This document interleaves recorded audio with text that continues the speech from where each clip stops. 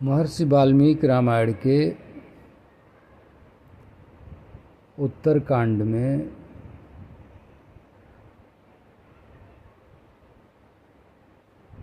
जब भगवान श्री रामचंद्र जी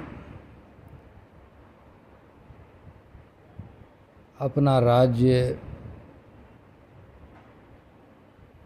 करने के लिए राजगद्दी पर बैठ गए तो सभी मुख्य मुख्य राजा महाराजा ऋषि इत्यादि सब आए हुए थे। तो उन सबको भगवान श्री रामचंद्र जी ने क्रमशः विदा किया। और आज यहाँ एक विशेष प्रसंग है और महर्षि वाल्मीकि रामायण से वो आप लोग सुने। एवमास्ते महाबाहुर्हन्यहनि राघवः प्रशासत सर्वकार्याणि पौरजान जनपदेषु च। महाबाहु श्री रघुनाथ जी इस प्रकार प्रतिदिन राजसभा में बैठकर पुरवासियों और जनपदवासियों के सारे कार्यों की देखभाल करते हुए शासन का कार्य चलाते थे। ततः कतिपयाः सुवैदेहं मिथिलापतिं राघव प्राञ्जलिर्भूत्वा वाक्यमेतदुवाच। तदंतर कुछ दिन बीतने पर श्री रामचंद्र जी ने मिथिला नरेश विदेहराज जनक से हाथ जोड़कर यह बात कही। क्या कही? हे महाराज, आप ही हमारे सुस्थिर आश्रय हैं। आप ही हमारे सुस्थिर आश्रय हैं। आपने सदा हम लोगों का लालन पालन किया है। आपके ही बढ़े हुए तेज से मैंने रावण का वध किया है। राजन, समस्त इक्ष्वाकुवंशी और मैथिल नरेशों में आपके संबंध के कारण सब प्रकार से प्रेम बढ़ा है, उसकी कहीं तुलना नहीं है। हे पृथ्वीनाथ, अब आप हमारे द्वारा भेंट दिए गए ये रत्न लेकर अपनी राजधानी को पधारें। भरत तथा शत्रुघ्न भी आपकी सहायता के लिए आपके पीछे पीछे जाएंगे। तब जनक जी बहुत अच्छा कहकर श्री रामचंद्र जी से बोले, राजन, मैं आपके दर्शन तथा न्याय अनुसार कार्य करने, शासन करने से बहुत प्रसन्न हूँ, बहुत खुश हूँ। आपने मेरे लिए जो रत्न एकत्र किए हैं वह सब मैं अपनी सीता पुत्री और अन्य पुत्रियों को देता हूँ। श्री रामचंद्र जी से ऐसा कहकर श्रीमान राजा जनक प्रसन्न चित्त हो श्री राम की अनुमति लेकर मिथिलापुरी को चल दिए। जनक जी के चले जाने के पश्चात श्री रघुनाथ जी ने हाथ जोड़कर अपने मामा केकय नरेश युधाजित से, जो बड़े सामर्थ्यशाली थे, विनयपूर्वक कहा, राजन, पुरुष प्रवर यह राज्य मैं, भरत, लक्ष्मण और शत्रुघ्न सब आपके अधीन हैं। आप ही हमारे आश्रय हैं। महाराज केकयराज वृद्ध हैं, वे आपके लिए बहुत चिंतित होंगे। इसलिए हे पृथ्वीनाथ, आपका आज ही जाना मुझे अच्छा जान पड़ता है। आप बहुत सा धन तथा नाना प्रकार के रत्न लेकर पधारें। मार्ग में सहायता के लिए लक्ष्मण आपके साथ जाएंगे। तब युधाजित ने तथास्तु कहकर श्री रामचंद्र जी की बात मान ली और कहा, हे रघुनंदन, ये रत्न और धन सब तुम्हारे ही पास अक्षय रूप में रहें।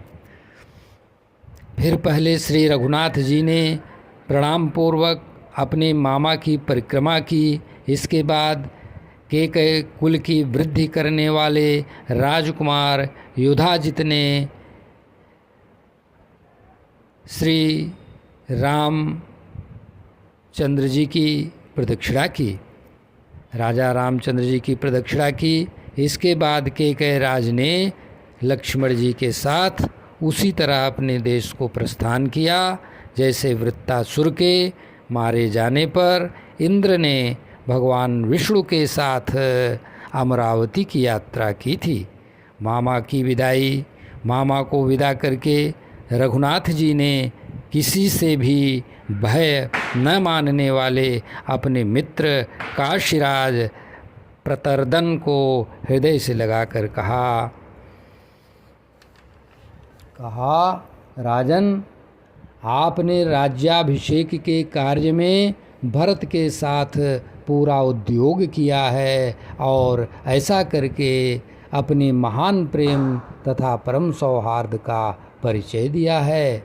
काशीराज, अब आप सुंदर परकोटों तथा मनोहर फाटकों से सुशोभित अपने ही द्वारा सुरक्षित रमणीयपुरी वाराणसी को पधारिए।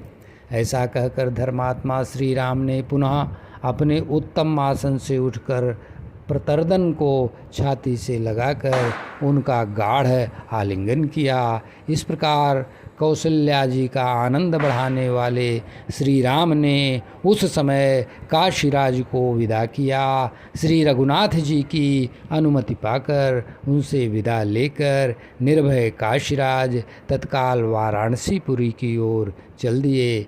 काशीराज को विदा करके श्री रघुनाथ जी हंसते हुए 300 भूपालों से मधुर वाणी में बोले, मेरे ऊपर आप लोगों का अविचल प्रेम है, जिनकी रक्षा आपने अपने ही तेज से की है। आप लोगों में सत्य और धर्म नियत रूप से नित्य निरंतर निवास करते हैं। आप महापुरुषों के प्रभाव और तेज से ही मेरे द्वारा दुर्बुद्धि दुरात्मा राक्षस अधम रावण मारा गया है। मैं तो उसके वध में निमित्त मात्र बना हूँ। वास्तव में तो आप लोगों के तेज से ही पुत्र मंत्री बंधु बांधवों तथा सेवक गणों के सहित रावण युद्ध में मारा गया है। वन से जनक राजनंदिनी सीता के अपहरण का समाचार सुनकर महात्मा भरत ने आप लोगों को यहाँ बुलाया था। आप सभी महामना भूपाल राक्षसों पर आक्रमण करने के लिए उद्योगशील थे। तब से आज तक यहाँ आप लोगों का बहुत समय व्यतीत हो गया है। अतः अब मुझे आप लोगों का अपने नगर को लौट जाना ही उचित जान पड़ता है। इस प्रकार राजाओं ने अत्यंत हर्ष से भरकर इस बात के ऊपर राजाओं ने हर्षित होकर कहा, हे श्री राम, आप विजयी हुए हैं और अपने राज्य पर भी प्रतिष्ठित हो गए हैं। यह बड़े सौभाग्य की बात है। हमारे सौभाग्य से ही आप सीता को लौटा ले आए, उस प्रबल शत्रु को परास्त कर दिया। श्री राम, यही हमारा सबसे बड़ा मनोरथ है और यही हमारे लिए सबसे बढ़कर प्रसन्नता की बात है कि आज हम लोग आपको विजयी देख रहे हैं तथा आपकी शत्रु मंडली मारी जा चुकी है। प्रशंसनीय श्री राम, आप जो हम लोगों की प्रशंसा कर रहे हैं यह आप ही के योग्य है। हम ऐसी प्रशंसा की कला में नहीं जानते, मतलब हम लोग उतना योग्य नहीं हैं, परंतु फिर भी आप हमें प्रशंसित कर रहे हैं। और अब हम आज्ञा चाहते हैं, अपनी पुरी को जाएंगे। जिस प्रकार आप सदा हमारे हृदय में विराजमान रहते हैं, उसी प्रकार हे महाबाहो, जिसमें हम लोग आपके प्रति प्रेम से युक्त रहकर आपके हृदय में बसे रहें, ऐसी प्रीति आपकी हम पर सदा बनी रहनी चाहिए। तब श्री रघुनाथ जी ने हर्ष से भरे हुए उन राजाओं से कहा, अवश्य ही ऐसा ही होगा। तत्पश्चात जाने के लिए उत्सुक हो सबने हाथ जोड़कर श्री रघुनाथ जी से कहा, भगवान अब हम जा रहे हैं। इस तरह श्री रामचंद्र जी से सम्मानित होकर वे सब राजा अपने अपने देश को चले गए। इस प्रकार हम ये देखते हैं कि महाराज दशरथ भगवान श्री रामचंद्र जी राजाओं के भी राजा थे हैं। जैसे आजकल जनप्रतिनिधि होते हैं, वैसे भी आपने देखा 300 राजा एक साथ अपने अपने देश में विदा किए। मतलब ये 300 जो राजा, यह सब भगवान श्री रामचंद्र जी के राज्य के ही अधीनता में मित्र राज्य में आते थे। और भगवान श्री रामचंद्र जी पूरी पृथ्वी के एकमात्र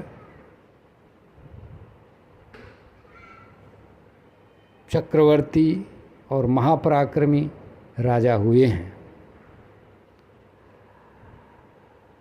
पूरी पृथ्वी पर या तो उनके सगे संबंधी राजा उस समय थे, या तो उनके मित्र राजा थे, या तो उनके अधीनस्थ राजा थे। अधीनस्थ का तात्पर्य ऐसा नहीं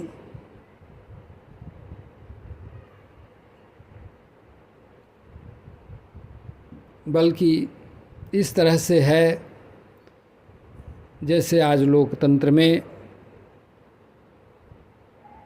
एक प्रधान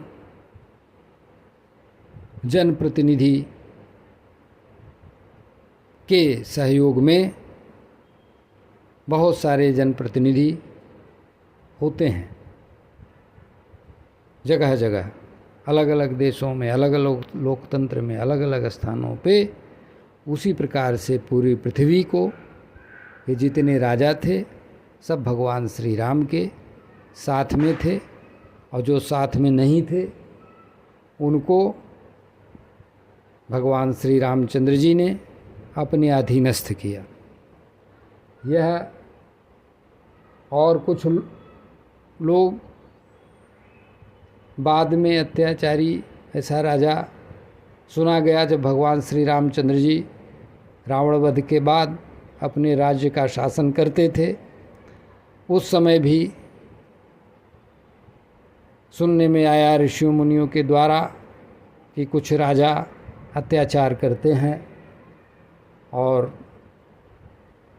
प्रजा को और संतों महात्माओं को, सज्जनों को पीड़ा पहुंचाते हैं, निरंकुश हैं। अतः उनको अंकुश में करने के लिए उन राज्यों को और उन राज्यों को भगवान श्री रामचंद्र जी ने अपने भाइयों को भेजकर युद्ध कराया और उनको जीतकर वो राज्य लिया। जैसे हम निवेदन करेंगे अध्यात्म रामायण से, वाल्मीकि रामायण में भी है, लेकिन वहाँ हम काव्य में गाएंगे कि इस समय जो मथुरा है वो अयोध्या से 500 किलोमीटर नियर अबाउट की दूरी पर है। वहाँ पे उस समय भगवान श्री राम के समय में एक दुष्ट राजा हो गया जिसकी प्रवृत्ति राक्षसी हो गई, और जबकि उसके पिता की प्रवृत्ति ठीक थी। एक मधु नाम का राक्षस, मधु नाम का राजा था, उसका पुत्र जाके बड़ा निरंकुश हो गया। मधु नाम के व्यक्ति ने वह पुरी बसाई थी, इसलिए उसको मधुरा कहते थे, और अब अपभ्रंश में उसका नाम होते होते मथुरा हो गया, जबकि वो मधुरा है। मथुरा किसी भी दृष्टिकोण से कोई विशेष अर्थ लेकर कहीं से नहीं मालूम होता है, वैसे भी तो इसलिए उसका नाम मधुरा है। मधु नामक राजा ने, व्यक्ति ने उस नगरी को बसाया, इसलिए उसका नाम मधुरा है। और जब वो अत्याचारी हो गया उसका लड़का, तो उसे भगवान श्री रामचंद्र जी ने अपने भाई भरत जी को भेजकर शत्रुघ्न जी को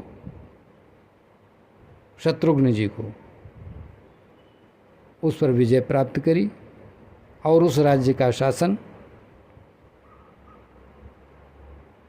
इसी कुल के व्यक्ति ने किया, राजा हुए शत्रुघ्न जी के सुपुत्र।